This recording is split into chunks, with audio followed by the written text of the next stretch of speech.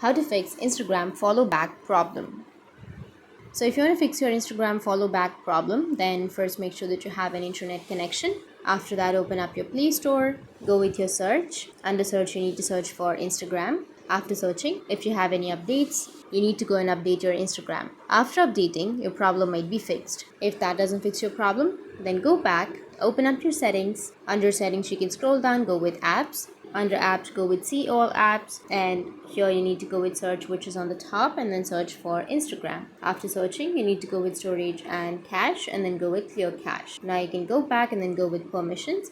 Under permissions, make sure that you allow the permissions, and after that you need to go back and open up your Instagram. Go with your profile, which is on the bottom right. Go with the top right, which has that 3 horizontal lines. And under the account privacy, make sure that your account is public. Make sure that your private account option is not turned on, and your problem will be fixed.